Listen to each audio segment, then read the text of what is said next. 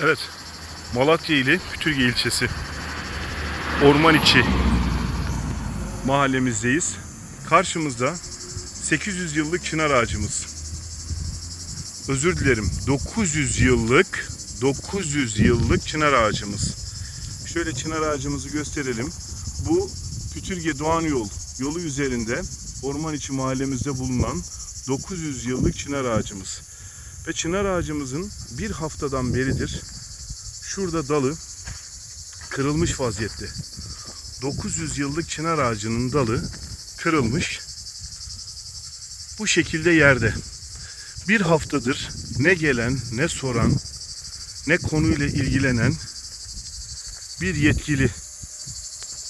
Bakın, çınar ağacımızın, 900 yıllık çınar ağacımızın dalı şu anda yol üstünde. Burası da ana yol. Şöyle göstereyim. Pütürge'nin ana yolu şu şekilde. Ve çınar ağacımız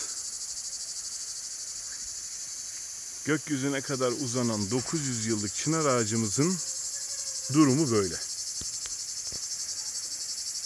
Ben buradan yetkililere, ilgililere sesleniyorum. Vicdanınız sızlamıyor mu? Hiç insaf, merhamet yok mu? O koltukta nasıl oturuyorsunuz?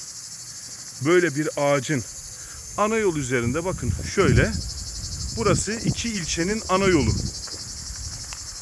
Ana yol üzerinde 900 yıllık tarihi bir çınar ağacı. 900 yıl. Lütfen dikkatinizi çekiyorum. Gövdesine bakın, maşallah, subhanallah. 900 yıllık.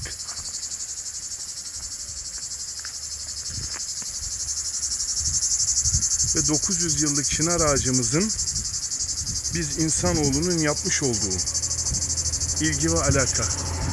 Bakın, tırlar geçiyor. Hadi bakalım. İnsan bu çınar ağacı için, bu güzel çınar ağacı için burada bu yolu değiştirir. Ama maalesef. Buradan bütün ilgili ve yetkililere sesleniyorum.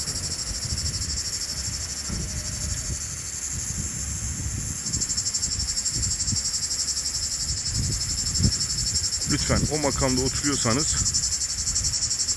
o makamın hakkını verin. Günah.